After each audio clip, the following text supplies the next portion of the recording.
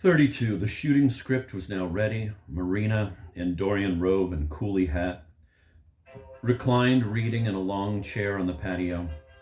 Her director, G.A. Vronsky, elderly, bald-headed, with a spread of grizzled fur on his fat chest, was alternately sipping his vodka and tonic and feeding Marina typewritten pages from a folder.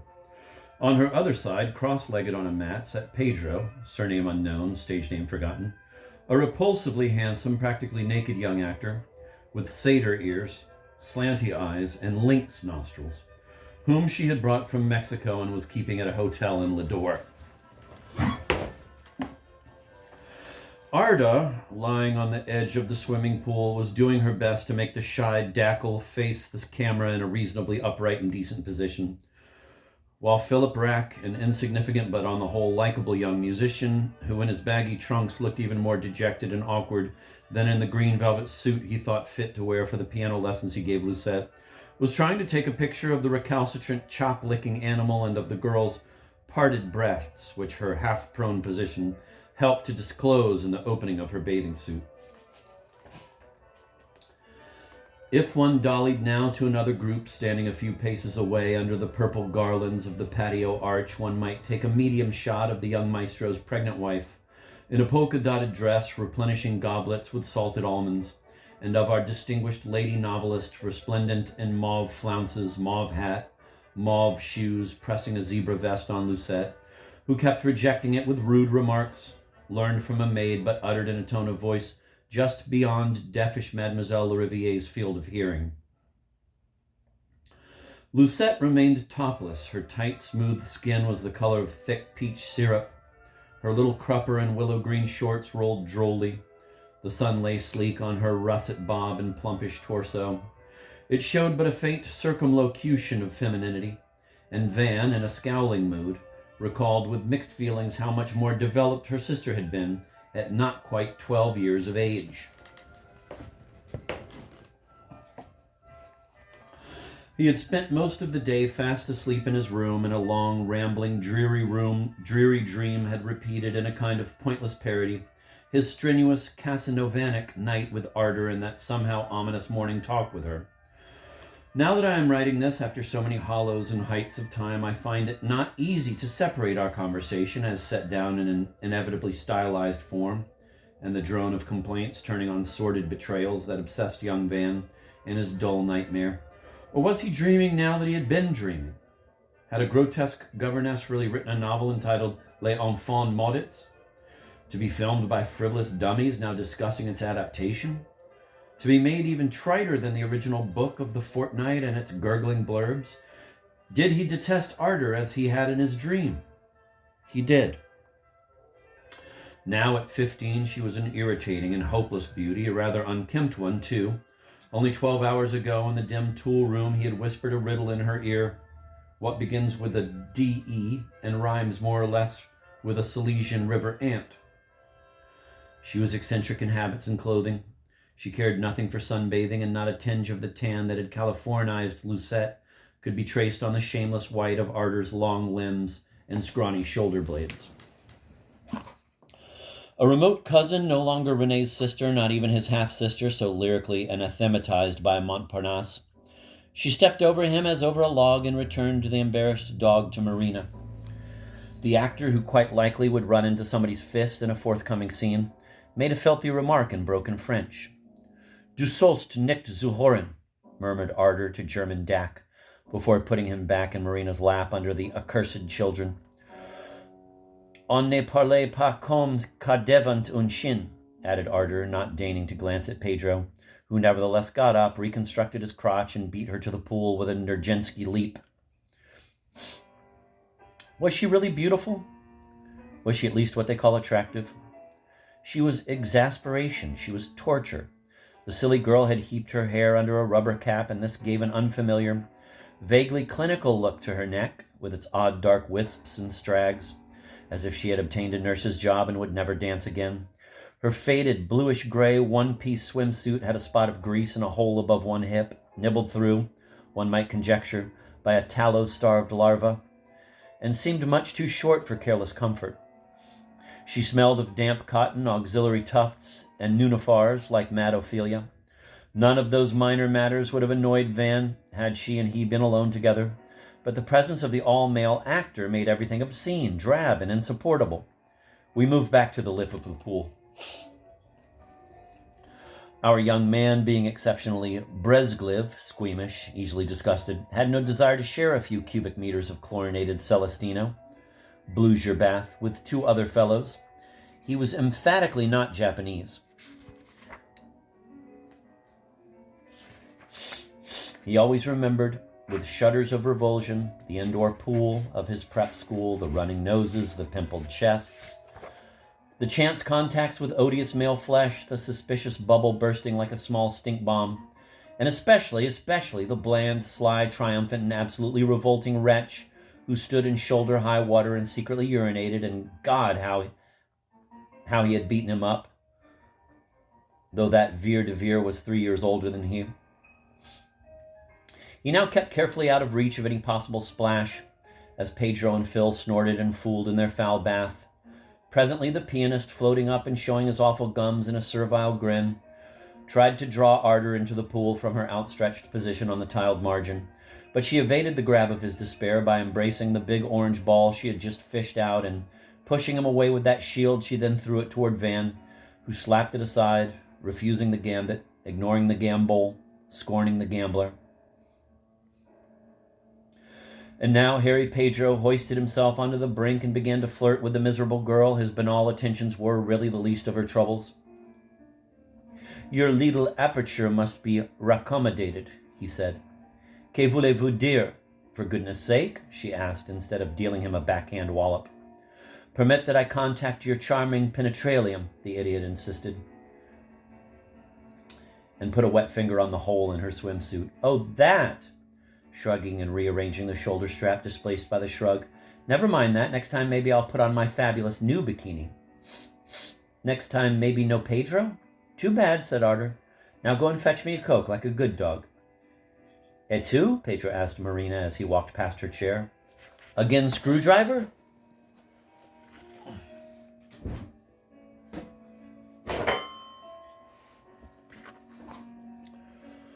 "Yes, dear, but with grapefruit, not orange, and a little zucchero. I can't understand," turning to Vronsky, "why do I sound 100 years old on this page and 15 on the next?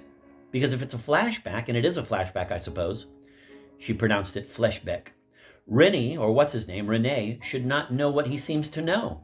"He does not," cried G.A. "It's only a half-hearted flashback. Anyway, this Rennie, this lover number 1, does not know, of course, that she's trying to get rid of lover number 2, while she's wondering all the time if she can dare go on dating number 3, the gentleman farmer. See? Nu eto chto to slojnovato. Sort of complicated. "Grigory Akimovich," said Marina, scratching her cheek, for she always tended to discount, out of sheer self-preservation, the considerably more slozhny patterns of her own past. "Read on, read. It all becomes clear," said G.A., riffling through his own copy. "Incidentally," observed Marina, "I hope dear Ida will not object to our making him not only a poet, but a ballet dancer. Pedro could do that beautifully, but he can't be made to recite French poetry." "If she protests," said Vronsky, "she can go and stick a telegraph pole where it belongs." The indecent telegraph caused Marina, who had a secret fondness for salty jokes, to collapse in ardor-like ripples of rolling laughter. Pokativshis, sosimu vrodi adi. But let's be serious. I still don't see how and why his wife, I mean the second guy's wife, accepts the situation. Polozhiny. Vronsky spread his fingers and toes. Pritcham tut polezhny. Situation. She is blissfully ignorant of their affair, and besides, she knows she is fubsy and frumpy, and simply cannot compete with dashing Helene. "I see, but some won't," said Marina.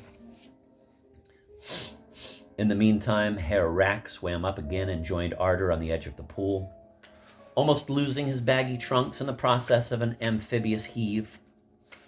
"Permit me, Ivan, to get you also a nice cold Coke," said Pedro, really a very gentle and amiable youth at heart. "Get yourself a cocoa-nut," replied Nasty Van, testing the poor fawn, who did not get it in any sense, and giggling pleasantly, went back to his mat. Claudius, at least, did not court Ophelia. The melancholy young German was in a philosophical mood shading into the suicidal. He had to return to Kalugono with his Elsie, who Doc Exeter thought, quote, would present him with driplets in dry weeks, end of quote. He hated Kalugono, his and her hometown, where in a moment of mutual aberration, stupid Elsie had given him her all on a park bench after a wonderful office party at Musakovsky's, organs where the oversexed, pitiful oaf had a good job. When are you leaving? Asked Arder.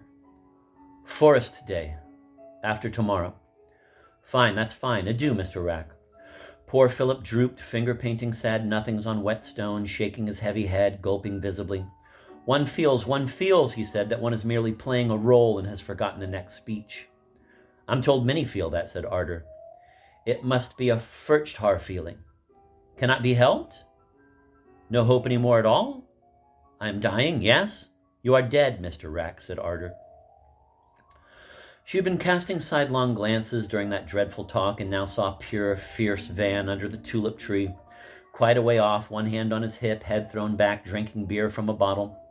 She left the pool edge with its corpse and moved toward the tulip tree, making a strategic detour between the authoress, who, still unaware of what they were doing to her novel, was dozing in a deck chair out of whose wooden arms her chubby fingers grew like pink mushrooms, and the leading lady, now puzzling over a love scene where the young Chatelaine's radiant beauty was mentioned. But, said Marina, how can one act radiant? What does radiant beauty mean? Pale beauty, said Pedro helpfully, glancing up at Arder as she passed by. The beauty for which many men would cut off their members. Okay, said Vronsky. Let us get on with this damned script. He leaves the poolside patio, and since we contemplate doing it in color... Van left the poolside patio and strode away. He turned into a side gallery that led into a grovey part of the garden, grading insensibly into the park proper. Presently, he noticed that Arder had hastened to follow him, lifting one elbow, revealing the black star of her armpit. She tore off her bathing cap and with a shake of her head liberated a torrent of hair. Lucette, in color, trotted behind her. Out of charity for the sisters' bare feet, Van changed his course from gravel path to velvet lawn, reversing the action of Dr. Ero, pursued by the invisible albino in one of the greatest novels of English literature.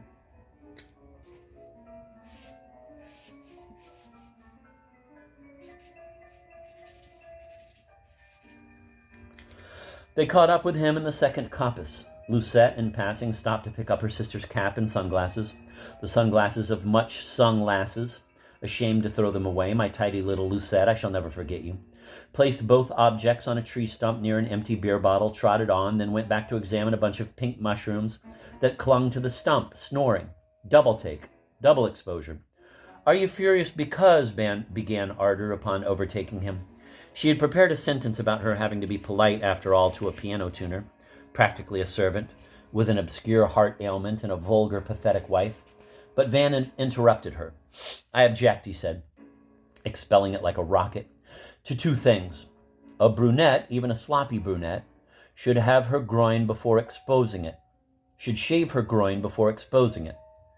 And a well-bred girl does not allow a beastly lecher to poke her in the ribs, even if she must wear a moth-eaten, smelly rag much too short for her charms. Ach, he added, why the hell did I return to Artis? I promise to be more careful from now on and not let lousy Pedro come near, she said with happy, rigorous nods, and an exhalation of glorious relief, the cause of which was to torture Van only much later. Oh, wait for me, yelped Lucette. Torture, my poor love, torture, yes, but it's all sunk and dead, Arder's late note. The three of them formed a pretty Arcadian combination as they dropped on the turf under the great weeping cedar, whose aberrant limbs extended an oriental canopy propped up here and there by crutches made of its own flesh like this book, above two black and one golden red head as they had above you and me on dark warm nights when we were reckless happy children. Van, sprawling supine, sick with memories, put his hands behind his nape and slit his eyes at the Lebanese blue of the sky between the fascicles of the foliage.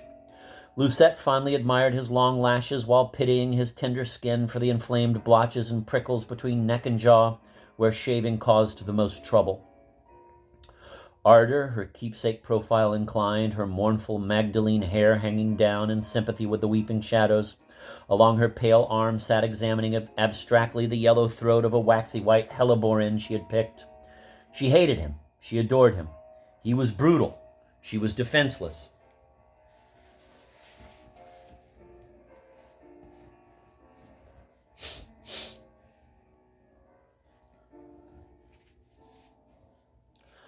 Lucette, always playing her part of the clinging, affectionately fussy lassie, placed both palms on Van's hairy chest and wanted to know why he was cross. "I'm not cross with you," replied Van at last. Lucette kissed his hand, then attacked him. "Cut it out," he said as she wriggled against his bare thorax. "You're unpleasantly cold, child." "It's not true, I'm hot," she retorted. "Cold as two halves of a canned peach. Now roll off, please." "Why two? Why?" "Yes, why?" growled Ardor with a shiver of pleasure, and leaning over, kissed him on the mouth. He struggled to rise. The two girls were now kissing him alternatively, then kissing each other, then getting busy upon him again. Ardor in perilous silence, Lucette with soft squeals of delight. I do not remember what Les Enfants Maudits did or said in Montparnasse's novelette. They lived in Bryant's chateau, I think, and it began with bats flying one by one out of a Tourette's Oeil de Boeuf into the sunset. But these children, whom the novelettist did not really know, a delicious point, might also have been filmed rather entertainingly had Snoopy Kim, the kitchen photo fiend, possessed the necessary apparatus. One hates to write about those matters. It all comes out so improper, aesthetically speaking, in written description, but one cannot help recalling in this ultimate twilight, where minor artistic blunders are fainter than very fugitive bats in an insect-poor wilderness of orange hair, that Lucette's dewy little contributions augmented rather than dampened Van's invariable reaction to the only and main girl's lightest touch, actual or imagined. Ardor, her silky mane sweeping over his nipples and navel, seemed to enjoy doing everything to jolt my present pencil and make, in that ridiculously remote past, her innocent little sister notice and register what Van could not control. The crushed flower was now being merrily crammed under the rubber belt of his black trunks by 20 tickly fingers. As an ornament, it had not much value.